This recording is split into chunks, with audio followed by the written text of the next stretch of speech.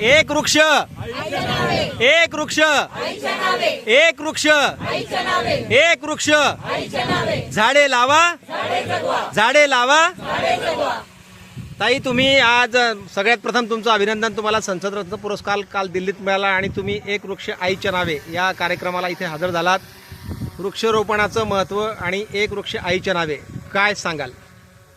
आज मराठी प्रतिष्ठान आणि सुगुनिओ केमिकल्स यांच्या संयुक्त विद्यमानाने आज या टेकडीवर आम्ही 500 वृक्ष लावण्याचा संकल्प 5,000 वृक्ष लावण्याचा संकल्प आम्ही या ठिकाणी केलेला आहे. आणि अतिशय मनाला आनंद आहे की आता वृक्ष बघायला सुद्धा आपल्याला डोळे तरसतात.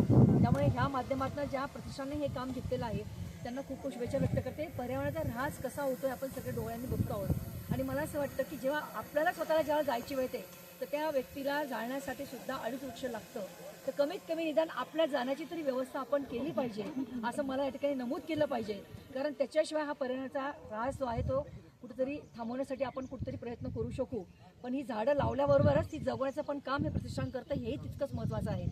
झाडं तर आपण लावून टाकतो पण त्याच्याकडे नंतर बघायला बरेच जण जाऊ शकत नाहीत. पण ही झाडं जगवणं ही तितकंच आपलं कर्तव्य आहे. आणि मला असं वाटतं हे प्रत्येक नागरिकाने जर हे कर्तव्य पाळलं तर खऱ्या अर्थाने ही वृक्षक्रांती होऊ शकेल. आणि मला असं वाटतं की जो संदेश पंतप्रधान नरेंद्र मोदींनी पण दिला आहे, एक झाड आईच्या नावे, आणि त्या माध्यमातून आज या ठिकाणी सगळे आमचे जळगावकर या ठिकाणी आले आहेत आणि प्रत्येक जण एक झाड घेऊन त्या ठिकाणी लावत आहे.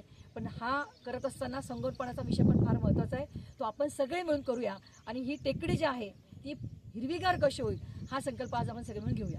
नागरिकांना काय संदेश द्यायचा आहे? मी प्रत्येकाला सांगणार आहे की निदान